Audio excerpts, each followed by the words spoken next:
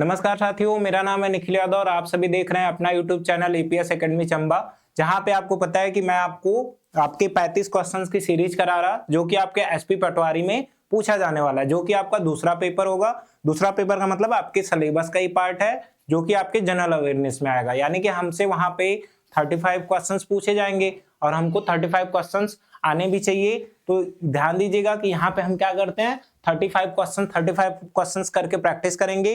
कह रहा कि इसमें ये आपका 5-6 वीडियो ऑलरेडी प्रोवाइड कर चुका हूं, जिसमें आपको पता है कि मैं आपको हिंदी के क्वेश्चंस कराता हूं, इंग्लिश के क्वेश्चंस कराता हूं और साथ में लॉजिकल रीजनिंग। इसके अलावा कह सकता हूं कि जो आपका लॉजिकल रीजनिंग के अलावा साइंस हो गई, ये सारे 4-5 सब्जेक्ट करंट अफेयर ऐड करके उसमें आपका आएगा। तो वो चीजें मैं आपकी प्रैक्टिस करा रहा, आप उसको देखिएगा। यहां से आप डेली प्रैक्टिस करिए, धीरे धीरे आपके पास क्वेश्चंस का कलेक्शन हो जाएगा और जब आपके पास कई सारे क्वेश्चंस हो जाएंगे, आप उसको जब प्रैक्टिस कीजिएगा, जब एग्जाम में आप बैठेंगे तो आपको ये पता चलेगा कि ये तो क्वेश्चन हमने क्लास में कर रखी है और क्लास में किया हुआ क्वेश्चन जब आपके एग्जाम में आएगा तो आप उसको ऑब्वियस है कि कर लोगे। तो यही चीजें इसी तरह हम कंटिन्यू करेंगे, वीडियो को आपको प्रोवाइड करते जाएंगे और यहाँ पे इसी चैनल के थ्रू आपको कह सकता हूं मैथ भी और भी जो आपके अदर सब्जेक्ट हैं वो भी आपको प्रोवाइड किए जाएंगे। तो ध्यान दीजिए कि अगर आपने अभी तक इस चैनल को सब्सक्राइब नहीं किया है तो आप इस चैनल को सब्सक्राइब कीजिएगा, हमारे साथ जुड़िएगा, और जिससे कि हम भी आपके लिए जिस हिसाब से मेहनत कर रहे हैं हमारे अभी इसमें कुछ करने के लिए मोटिवेशन मिले। तो आइए फिर हम यहाँ पे ज्यादा टाइम को वेस्ट नहीं करेंगे, क्वेश्चंस की शुरुआत करते हैं, क्वेश्चंस की प्रैक्टिस करते हैं।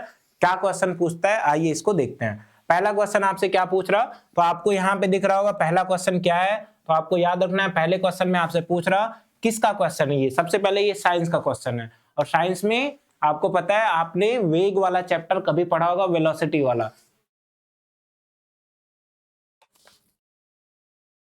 तो क्या पूछ रहा आपका कि यदि कोई वस्तु प्रारंभिक बिंदु पर वापस आ जाए तो उसका विस्थापन कितना होगा। विस्थापन सर होता क्या है, तो मैं आपको एक चीज बताता हूं, दो चीजें आपको समझाता हूं। पहले ही होती है डिस्टेंस यानी कि दूरी और दूसरा होता है विस्थापन यानी कि डिस्प्लेसमेंट। क्या अंतर होता है थोड़ा सा इसको ध्यान से समझिएगा। एक होता है आपका क्या, विस्थापन, क्या होता है विस्थापन यानी कि डिस्प्लेसमेंट, और दूसरा क्या होता है सर, दूरी होता है यानी कि कह सकता हूं डिस्टेंस होती है। क्या इसमें फर्क होता है, तो याद रखिए दूरी का मतलब क्या हुआ कि दूरी कुछ ना कुछ होती है, यानी कि वो 1 मीटर होगा, 1 सेंटीमीटर होगा या कुछ ना कुछ जरूर होगा, वो शून्य नहीं हो सकता है। जबकि विस्थापन का मतलब क्या हुआ, दूरी मतलब लेंथ, कितना दूर हम चले वो उसका लेंथ जो होगा वही क्या है, दूरी है।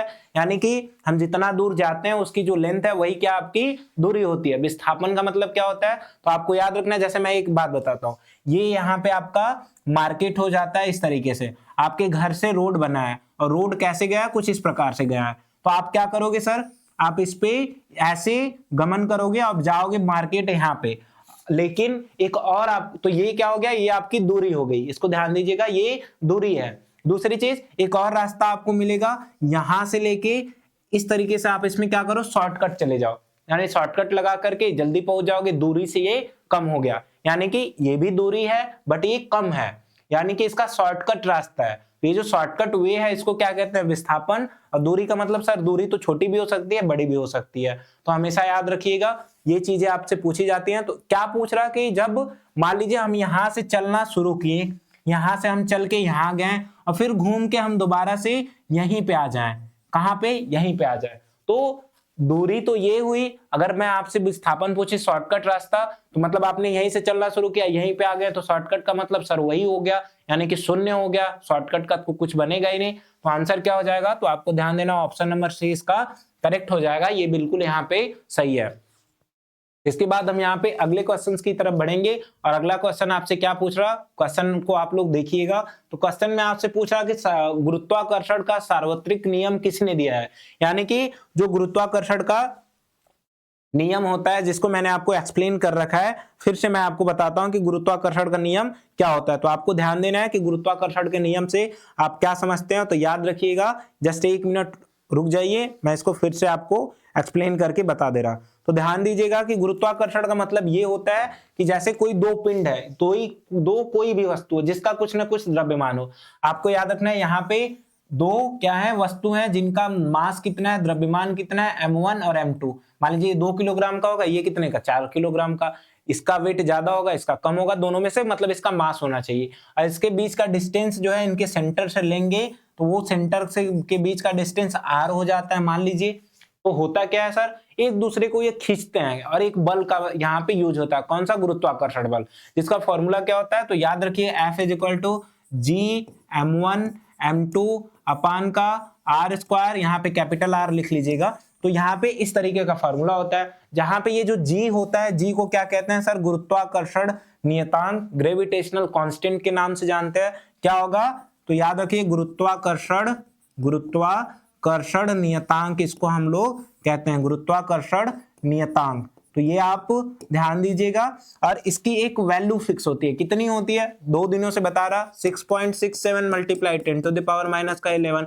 और कैसे यूनिट लिखेंगे सर, यहाँ पे हमको आर को इधर लेके आएंगे तो यानी कि न्यूटन, और आर क्या है सर मीटर में, तो यहाँ पे मीटर स्क्वायर अपान का क्या हो जाएगा सर, किलोग्राम स्क्वायर, इसका यूनिट हो जाता है। तो इतनी चीजें आपको ध्यान देनी है। तो इसको किसने बताया था, तो आपको यही ध्यान देना है कि इसको न्यूटन ने बताया था। तो आंसर क्या हो जाएगा सर, आइजैक न्यूटन, ये आप लोग ध्यान दीजिएगा।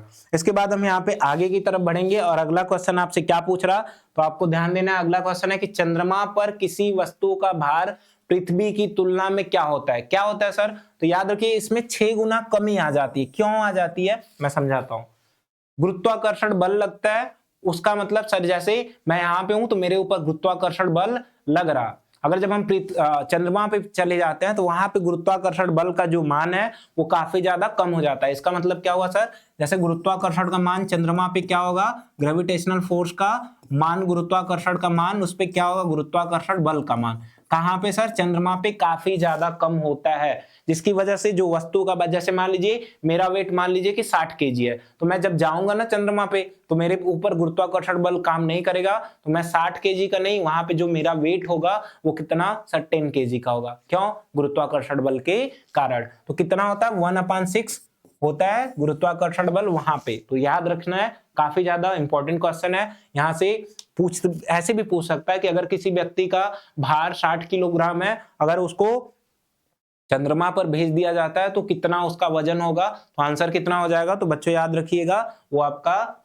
10 किलोग्राम का हो जाता है। ये आपको ध्यान देना है। इसके बाद हम यहाँ पे आगे की तरफ बढ़ेंगे और चौथा क्वेश्चन क्या आपसे साइंस में पूछ रहा, ये पूछ रहा कि सर 1 वॉट शक्ति का अर्थ क्या होता है। अब शक्ति क्या होती है सर, पावर क्या होती है, मैं आपको थोड़ा सा समझाता हूं, पहले समझते हैं फिर इसके बाद ध्यान दीजिएगा। शक्ति क्या होती है सर, पावर क्या होती है। तो याद रखिएगा, आपने कोई चालक तार देखा होगा जिसमें विद्युत धारा प्रवाहित होती है, तो चालक तार के अंदर क्या बहता है, इलेक्ट्रॉन बहता है, और इलेक्ट्रॉन क्या है, आपका आवेश है। तो कोई चालक तार के अंदर जो इलेक्ट्रॉन है, जो आवेश है, वो कितना तेजी के साथ बह रहा, यानी कि इलेक्ट्रॉन के अंदर जो चालक तार के अंदर जो आवेश का प्रवाह वो किस दर से हो रहा, उसी दर को हम क्या कहते हैं, तो शक्ति कहते हैं, पावर कहते हैं। ये आपको ध्यान देना है।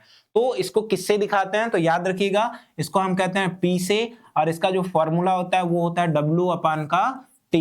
ये आपको ध्यान देना है, ये इसका फॉर्मूला होता है। W क्या है, आपका कार्य है, और T क्या है सर, यहाँ पे T का मतलब टाइम है। तो इसका अगर हम बात करें कि यूनिट क्या होगी, तो W की यूनिट होती है सर जूल, तो जूल हो गया, और T का क्या होता है सर सेकेंड, तो जूल पर सेकेंड। तो आंसर क्या हो गया सर, अगर मैं बात करूं कि अगर किसी चालक तार में 1 सेकेंड में W जूल का काम होता हो या 1 जूल का काम होता है, तो वो उसकी शक्ति कहलाती है, जो कि 1 वाट होगा। तो ऑप्शन नंबर आपको अब यहाँ पे समझ में आ रहा होगा, ऑप्शन नंबर ए यहाँ पे है जो कि करेक्ट है। तो इसको ध्यान दीजिएगा। इसके बाद हम यहाँ पे अगले क्वेश्चंस की तरफ बढ़ेंगे, और जो अगला क्वेश्चन है वो आपसे क्या पूछ रहा कि ध्वनि की चाल सबसे अधिक किसमें होती है। अब एक चीज ध्यान दीजिएगा, कॉन्सेप्ट को समझिए, एमसीक्यू पे मत दौड़िए, एमसीक्यू तो होता रहेगा, आपको कॉन्सेप्ट आएगा। तो इस एक क्या करिएगा, कॉन्सेप्ट आता है तो आप उसे एक एमसीक्यू नहीं कई सारे एमसीक्यू कर सकते हो। तो पहले ध्यान दीजिएगा कि ध्वनि की चाल 332 मीटर पर सेकेंड होता है, ये आपको पता है। इसके अलावा दूसरी चीज, एक क्वेश्चन बन गया ना कि कितनी स्पीड होती है, 332 मीटर पर सेकेंड। एक चीज ध्यान दीजिएगा कि अगर कोई ऑब्जेक्ट वो सॉलिड होता है, कैसा होता है, ठोस होता है, तो याद रखिएगा जो उसके पार्टिकल हैं, जो उसके कण हैं, उसके अंदर प्रकाश ध्वनि की चाल सबसे ज्यादा होगी। क्यों ऐसा होगा? क्योंकि जो ठोस होता है, जो आपका सॉलिड होता है, याद रखिएगा उसके जो पार्टिकल है काफी ज्यादा पास होते हैं, तो क्या होगा कि जब ध्वनि जाएगी तो एक पार्टिकल पे टच करेगी तो उसके अंदर कंपन होगा, तो दूसरे पे होगा, दूसरे के बाद तीसरे पे होगा। जैसे काफी ज्यादा क्लोज होंगे, काफी ज्यादा पास होंगे तो कंपन तेजी के साथ होगा, तो इसीलिए ठोस में उसकी स्पीड ज्यादा होगी, तो ध्वनि जो है काफी ज्यादा तेज पास होगी। द्रव में थोड़े से पार्टिकल दूर होते हैं ठोस की अपेक्षा, तो थोड़ा कम स्पीड होगी। उसके बाद गैस में और निर्वात में वो तो चल ही नहीं सकती, तो क्या होता है कि ठोस में इसकी चाल सबसे ज्यादा, द्रव में इसकी चाल ठोस से कम, गैस में कह सकता हूं कि द्रव से कम। इसके अलावा निर्वात में ये चाल, ये गति नहीं कर सकती, ये आपको ध्यान देना है। यहां से कई सारे आपके एमसीक्यू बन जाते हैं। 332 मीटर पर सेकेंड इसकी आप लोग चाल याद रखिएगा। तो आंसर क्या हो जाएगा कि सबसे ज्यादा, तो आंसर हो जाएगा ए, ऑप्शन नंबर ए यहाँ पे करेक्ट हो जाता है। इसके बाद हम क्या करते हैं, आगे की तरफ बढ़ते हैं, और आगे आपको दिख रहा होगा क्या कि ओजोन परत पाई जाती है। अब यहाँ पे ओजोन परत काफी ज्यादा इंपॉर्टेंट है, तो क्या करेंगे, ओजोन परत का मतलब सर, ओजोन परत एक प्रकार की ऐसी लेयर है जो पराबैंगनी किरणों को आने से सूर्य के प्रकाश में से रोकती है। अगर ऐसा होगा तो फिर कह सकता हूं कि टेम्परेचर बढ़ेगा, क्लाइमेट चेंज होगा, इस तरीके के। तो ओजोन परत याद रखना है कि कहाँ होती है, तो ये होता है आपका समताप मंडल में, ये आपको ध्यान देना। अब आपको पता है जैसे ये पृथ्वी हो गई, ये क्या हो गई, पृथ्वी हो गई। पृथ्वी के ऊपर कई सारे लेयर पाए जाते हैं, जैसे एक होता है आपका क्षोभ मंडल, दूसरा क्या होता है, क्षोभ मंडल, दूसरा होता है समताप मंडल, और तीसरा क्या होता है सर, तो तीसरा होता है मध्य मंडल। कौन सा, मध्य मंडल।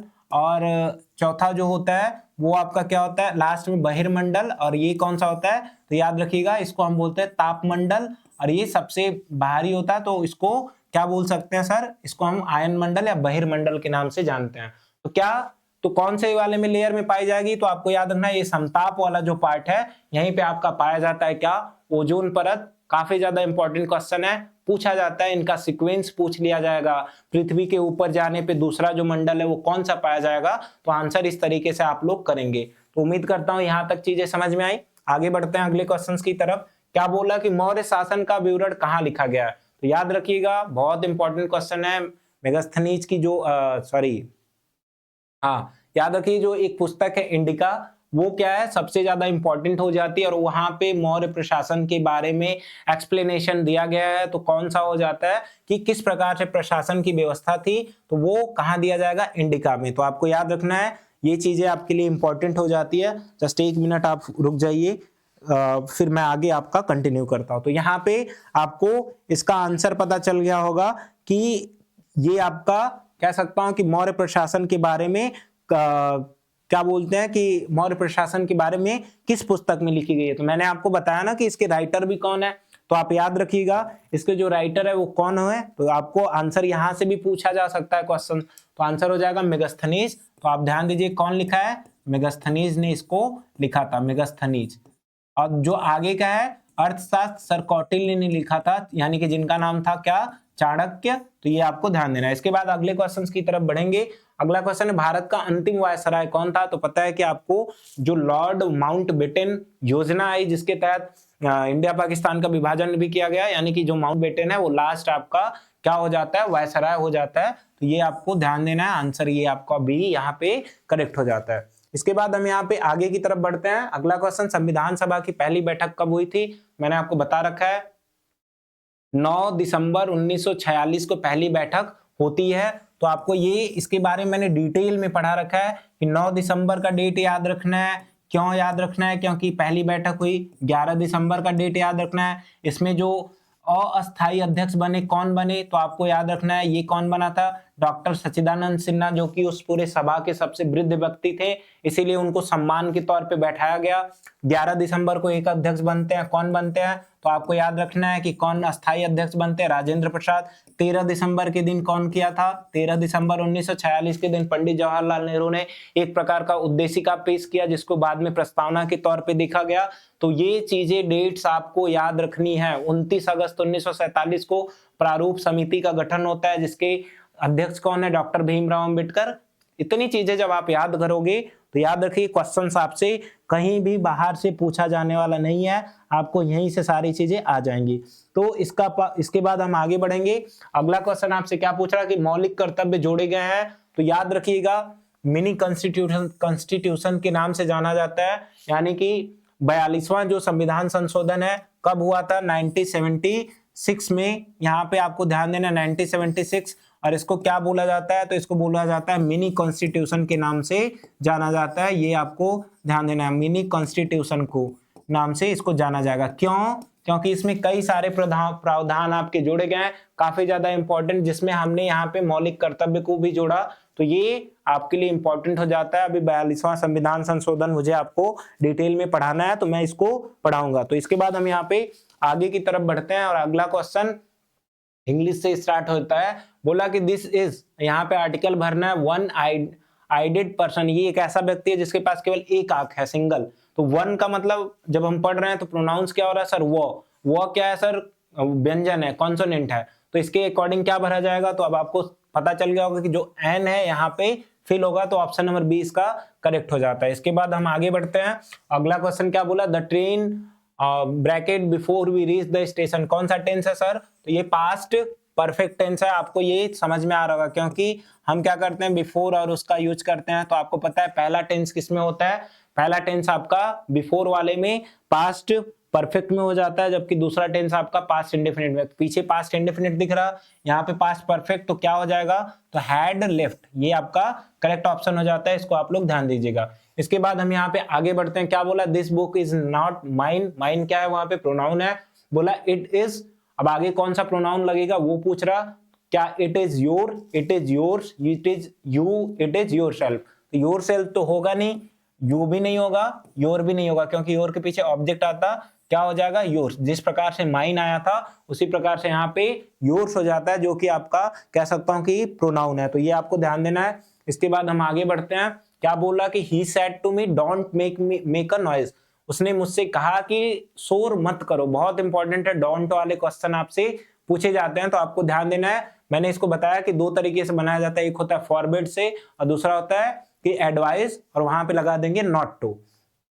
तो नॉट टू आपको कहां दिख रहा, यहाँ ऑप्शन नंबर बी में दिख रहा, तो कौन सा हो जाएगा, सॉरी एडवाइस है, तो यहाँ पे ऑप्शन में कौन सा हो जाता है, तो ध्यान दीजिएगा यहाँ पे जो नॉट है ना, ये इसके पहले होगा, तो ऑप्शन नंबर बी इसका सही हो जाएगा, वो गलत हो गया है, तो इसको आप लोग ध्यान दीजिएगा। इसके बाद हम यहाँ पे अगले क्वेश्चंस की तरफ बढ़ेंगे। बोला ओपन द डोर, इसका क्या करना है सर, तो इसका पैसिव वॉइस बनाना है, क्या बनाना है, पैसिव वॉइस बनाना है, तो ये आपको ध्यान देना है। तो याद रखिएगा जब ऐसे ऑर्डर ऐसे सारे क्वेश्चन आते हैं तो हम क्या करते हैं, लेट प्लस ऑब्जेक्ट प्लस आपका बी और प्लस आपका क्या मेन वर्ब की थर्ड फॉर्म यूज करते हैं, ये आपको ध्यान देना है। तो क्या बनेगा, let the door be opened, कहां पे ये ऑप्शन में है, तो आपको दिख रहा कि ऑप्शन नंबर ए में है, तो यहाँ पे ये सही हो जाता है, इसको आप लोग ध्यान दीजिएगा। इसके बाद हम यहाँ पे अगले क्वेश्चंस की तरफ बढ़ते हैं, और अगला क्वेश्चन हिंदी से रिलेटेड है, काफी ज्यादा इंपॉर्टेंट है, संधि आपसे पूछी जाती है। पूछ रहा कि अभ्युदय कौन सी संधि है, तो आपको याद रखना है, मैंने बताया था जैसे स्वागत बताया था वैसे ही अभ्युदय को भी बताता हूं, अभ्युदय कौन सी संधि है, तो आप याद रखिए मैंने आपको क्या बता रखा है, मैंने ये कह रखा है कि आपको वृद्धि संधि देखने को मिलेगी, आपको कह सकता हूं कि दीर्घ स्वर संधि, सारी संधि देखने को मिलेगा, जिसमें वृद्धि में तो बड़ा हो जाता है, अब जिसमें आधा व यह सब देखने को मिले तो यड़ संधि होती है। कौन सी संधि है, तो सर यड़ संधि, इसका संधि विच्छेद क्या होगा, तो याद रखिएगा इसमें होगा अभि प्लस उदय, ये आपको ध्यान देना है। यहां से आपका क्या निकलेगा, ऊ निकलेगा, सॉरी यहाँ से आपका ई निकलेगा, और यहाँ से क्या निकलेगा सर, ऊ निकलेगा, और ये क्या बन जाएगा सर, यह बन जाएगा, तो अभ्युदय आपका यहाँ पे हो जाता है, तो आपको ये ध्यान देना है। इसके बाद हम क्या करते हैं, आगे बढ़ते हैं। राजपुत्र काफी ज्यादा इंपॉर्टेंट, तो याद रखिए सिंपल सा है, राजपुत्री होता तो भी, राजपुत्र है तब भी, तो क्या हो जाएगा, राजा का पुत्र, कौन सा समास हो जाता है, तो आपको दिख रहा होगा ये आपका कारक इसमें यूज हुआ, राजा का, कर्ता ने कर्म को, इस तरीके से, तो आपको तत्पुरुष समास यहाँ देखने को मिलेगा, तो याद रखिएगा इसमें आपका वो भी षष्ठी है, तो ये हम यहाँ पे लगा देते हैं, इसको आप षष्ठी को काटो, यहाँ पे ये नहीं रहेगा, मैं इसको सही कर देता हूँ, ध्यान से देखिएगा, वो ठीक है, बट हम यहाँ पे बस केवल समास के बारे में देख रहे हैं, तो हम यहाँ पे केवल समास को लिखते हैं। तो क्या हो जाएगा, मैं यहाँ पे एक और ऑप्शन लिख देता हूँ, जो कि क्या हो जाएगा आपका, तो मैं लिख देता हूँ यहाँ पे आपका, मान लीजिए ये कौन सा समास हो गया, तो ये आपका द्विगु समास हो जाता है। तो ये कौन सा समास, द्विगु, और आंसर कौन सा हो जाता है, तो ऑप्शन नंबर बी यहाँ पे करेक्ट हो जाता है, तत्पुरुष। इसके बाद हम यहाँ पे आगे की तरफ बढ़ेंगे और अगला क्वेश्चन क्या बोल रहा कि जो अधिक बोलता हो, ज्ञानी कहते हैं कि वक्ता कहते हैं कि सत्यवादी कहते हैं या वाचाल कहते हैं।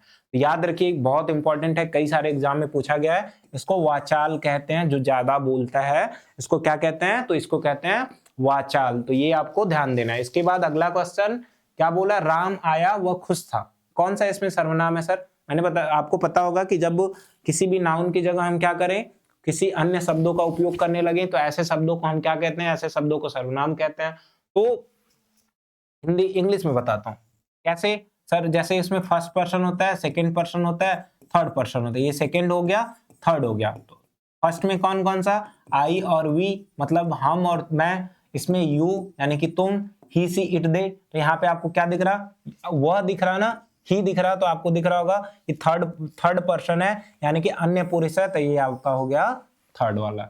ध्यान से सुनिएगा, वह पूछ रहा कि वह कौन सा है, तो थर्ड है, यानी कि अन्य पुरुष है।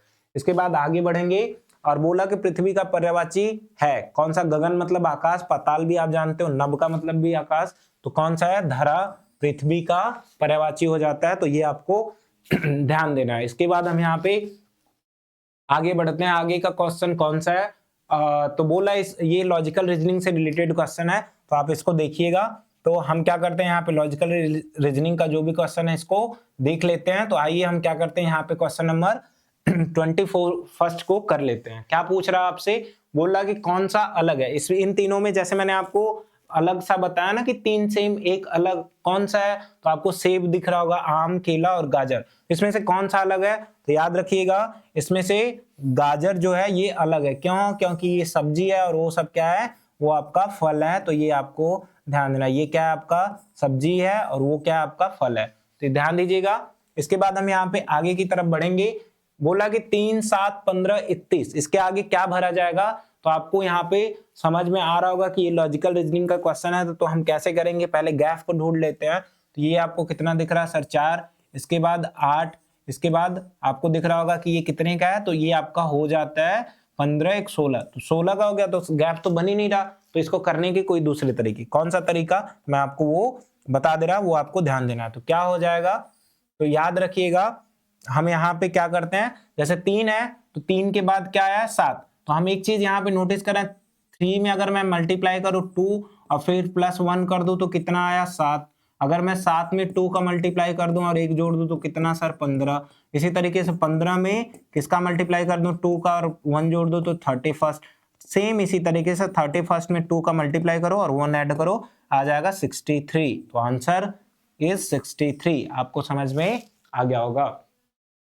अगले क्वेश्चन की तरफ बढ़ते हैं। अगला क्वेश्चन आपसे क्या पूछ रहा कि अगर रोड को URDG लिख रहा तो कार को कैसे लिखेंगे, देखते हैं पहले क्या लिखते हैं सर, रोड ROAD, नीचे क्या है URDG। अब आपको समझ में आ रहा होगा, R में कितना ऐड किया सर +3, O में कितना ऐड किया है +3, A में कितना ऐड किया +3, D में कितना ऐड किया सर +3। तो हुआ क्या, 3 ऐड किया। तो कार में भी हम भी करेंगे, कैसे करेंगे, CAR, A के बाद 3 ऐड करोगे सर D, R के बाद 3 ऐड करोगे STU, और फिर क्या हो जाएगा सर आपका V। तो यहाँ पे R में यूज करोगे, सॉरी यहाँ पे U हो जाएगा, और C में आप 3 जोड़ोगे तो DEF, तो F हो जाता है। आंसर FDU कहाँ है, ऑप्शन नंबर A में है। तो आपका ये करेक्ट हो जाता है। ऑप्शन नंबर B भी सेम हो गया है, तो देख लीजिएगा उसको। करने का तरीका पे ध्यान दीजिए, वो ज्यादा बेटर है, आपको करने के तरीके आने चाहिए। क्या बोल रहा है यहाँ पे, क्वेश्चन है कि A B का भाई है सर, C A की माँ है, यानी कि 2 लोग हैं, एक A है एक आपका B है, A और B है। तो बोला C A की माँ, यानी ये जो C है वो किसकी मम्मी है, तो वो आपका A की है, ये इसकी माँ है। तो यानी कि ये दोनों भाई हैं तो इसकी भी माँ होंगी, दोनों की माँ ही है। इसके बाद बोला D C का पति, यानी कि D कौन है, C का हस्बैंड है, यानी कि ये इनके क्या, इन दोनों के हो गए पापा। तो D का B के साथ क्या कनेक्शन है सर, पापा ही तो लगेंगे, इसके भी लग रहे हैं तो इसके भी पापा, यानी कि पिता। तो ऑप्शन नंबर B यहाँ पे करेक्ट हो जाता है। इस तरीके से आपको करना है। इसके बाद हम यहाँ पे आगे की तरफ बढ़ेंगे। बोला कि भारत का राष्ट्रीय वृक्ष कौन सा है, तो इस तरीके से आपका जो नेशनल सिंबल जैसे हैं, जैसे राष्ट्रीय पशु हो गया, पेड़ हो गया, फल हो गया, ये चीजें तो आपको आनी चाहिए। स्टैटिक जीके के क्वेश्चंस होते हैं तो आपको पता है इसमें भारत का राष्ट्रीय वृक्ष कौन सा है, तो याद रखिएगा ये है आपका बरगद। कौन सा? बरगद। आपको ध्यान देना है, इसको भारत का राष्ट्रीय वृक्ष कहा जाता है। तो ध्यान दीजिएगा कौन है राष्ट्रीय वृक्ष? बरगद। इसके बाद हम यहाँ पे आगे बढ़ेंगे और अगला क्वेश्चन देखेंगे। अगला क्वेश्चन आपसे क्या पूछ रहा कि अयोध्या में राम मंदिर का उद्घाटन वर्ष किस वर्ष हुआ है? क्यों ये क्वेश्चन आया है? क्योंकि आपको पता है कल 22 जनवरी थी और 22 जनवरी 2026 में राम मंदिर के उद्घाटन के उत्सव को मनाया गया। तो कल कब मनाया गया था, पहली बार कब हुआ था, तो ये आपके लिए इंपॉर्टेंट है, तो मैं आपको बता देता हूँ कब हुआ था सर। 22 जनवरी 2024, ये आपको डेट याद रखनी है। इस दिन राम मंदिर की स्थापना हुई थी, तो आपके लिए ये इंपॉर्टेंट हो जाता है। इसके बाद हम यहाँ पे आगे की तरफ बढ़ेंगे और अगला क्वेश्चन आपसे क्या पूछ रहा कि भारत के वर्तमान में मुख्य न्यायाधीश कौन है? कौन है यहाँ पे? तो आपको याद रखना है कि ये क्वेश्चन में जो ऑप्शन है ये पहले के हैं, इस टाइम जो करंट है तो मैं आपको बता दे रहा हूं, उनका नाम है सूर्यकांत। कौन? सूर्यकांत। यहाँ पे ऑप्शन में गलत है, इसके पहले कौन थे, तो याद रखिएगा संजीव खन्ना, जबकि इसका करेक्ट ऑप्शन है सूर्यकांत। ये आपको ध्यान देना है, तो ये चीजें याद रखिएगा। इसके बाद हम यहाँ पे आगे बढ़ते हैं। अगला क्वेश्चन क्या है? भारत करंट अफेयर का क्वेश्चन है। भारत, ईयू का मतलब क्या हुआ? यूरोपीय यूनियन, इसका मतलब यूरोपीय संघ, ये आपको ध्यान देना है। यूरोपीय यूनियन मतलब यूरोपीय संघ। तो क्या बोला? शिखर सम्मेलन की मेजबानी किस देश के द्वारा की जा रही है? अब ये सम्मेलन है, तो सम्मेलन क्यों किया जा रहा है, तो याद रखिएगा इसमें निर्यात पे बात की जा रही है। इसका लक्ष्य है निर्यात पे, एक दूसरे की रक्षा पे और आने वाले फ्यूचर में आर्थिक स्थिति को मजबूत करने के लिए ये चीजें की जा रही हैं। तो कौन सा इसका मेजबानी कर रहा? तो याद रखिएगा जो भारत है ये इसकी मेजबानी कर रहा। कौन से शहर में? तो आपको ध्यान देना है ये नई दिल्ली में इसकी मेजबानी कर रहा, ये आपको ध्यान देना है। तो यहाँ पे आपका जो ऑप्शन नंबर बी है वो करेक्ट हो जाता है, तो इसको आप लोग याद रखिएगा। आगे बढ़ते हैं अगले क्वेश्चंस की तरफ। भूमध्य सागर से जुड़ा है, कल आंसर करा दिया हूं, अटलांटिक ओशन, जिसका जो शेप होता है वो कैसा होता है? वो एस टाइप का होता है, ये आपको मैंने करा रखा है। इसके बाद आगे की तरफ बढ़ते हैं और अगला क्वेश्चन क्या बोला? हिमाचल प्रदेश भारत का कितना नंबर वाला राज्य बना? यानी कि जैसे पता है कि अलग अलग राज्यों की अलग अलग टाइम पे स्थापना हुई, तो उनको नंबर दिया जाएगा ना कि कौन से नंबर पे जुड़ा, कौन से नंबर पे बना। तो याद रखिएगा हिमाचल प्रदेश इंपॉर्टेंट है, पटवारी का है हिमाचल प्रदेश के, तो वहां से पूछा जा सकता है। तो याद रखिएगा जो ये कौन सा बना था, तो याद रखिए 18वां ये बना था। और कब? तो याद रखना है 1971 में इसको मान्यता मिली थी, दर्जा मिला था एक राज्य होने की। तो आपको ये ध्यान देना है 31 का कौन सा हो जाएगा? 1971 में 18वां राज्य बना, तो ये आपको ध्यान देना है। रोहतांग दर्रा किन दो घाटियों को जोड़ता है? आप अगर हिमाचल से हैं, आप उसकी भर्ती की तैयारी कर रहे हैं, तो आपको ये चीजें पता होंगी कि कहाँ पे वो दर्रा है, तो आपको पता होगा कि ये कहाँ पे है। तो याद रखिएगा यह है कुल्लू और लाहौल के बीच, ये दर्रा है आपका कहाँ पे?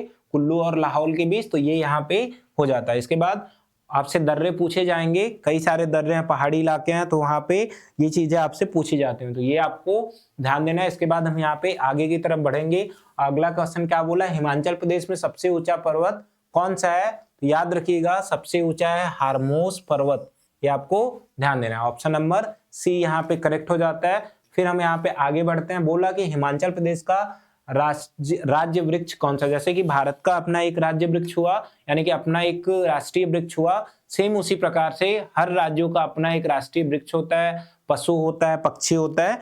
तो यहाँ पे आपसे क्वेश्चन क्या पूछ रहा? तो आपको ध्यान देना है, क्वेश्चन ये पूछ रहा कि क्वेश्चन नंबर 34 क्या कि हिमाचल प्रदेश का राज्य वृक्ष कौन सा है? तो आपको आंसर याद रखना है जो इसका राज्य वृक्ष है वो कौन सा है। तो याद रखिएगा ये आपका देवदार यहाँ पे करेक्ट ऑप्शन है। देवदार हिमाचल प्रदेश का राष्ट्रीय कह रहा राज्य आपका क्या है? वृक्ष है। तो यहाँ पे ये आपको समझ में आया होगा। इसके बाद हम यहाँ पे आगे देखते हैं क्या बोला? हिमाचल प्रदेश का राज्य फूल कौन सा है? तो जिस तरीके से मैंने बताया ना, पक्षी होगा, पशु होगा, ये सेम उसी तरीके से राज्य का अपना फूल भी होता है जिसको सेलेक्टेड होता है वो। तो याद रखिए जो गुलाबी बुरांश का फूल होता है वो इसका सही आंसर है। तो ऑप्शन नंबर डी जो है वो आपका करेक्ट हो जाता है। तो इस तरीके से आपके टोटल कितने क्वेश्चन थे? टोटल आपके क्वेश्चन थे 35, जिसमें आपके लॉजिकल रीजनिंग के भी मैंने कराए, साइंस के भी कराए, हिंदी के कराए, इंग्लिश के, current affair, static GK, Himachal Pradesh का जीके। इतनी चीजें याद रखिएगा। ऐसे ही छोटी छोटी क्लासेस आपको इस क्वेश्चंस की सीरीज की मिलती रहेंगी। साथ में इसी कह सकता हूँ चैनल पे अब आपको और भी चीजों की तैयारी होती हुई इस एचपी पटवारी के लिए चीजें आपको प्रोवाइड की जाएंगी, जेबीटी कमीशन के लिए भी। तो ध्यान दीजिएगा, आप हमारे साथ जुड़े रहिए।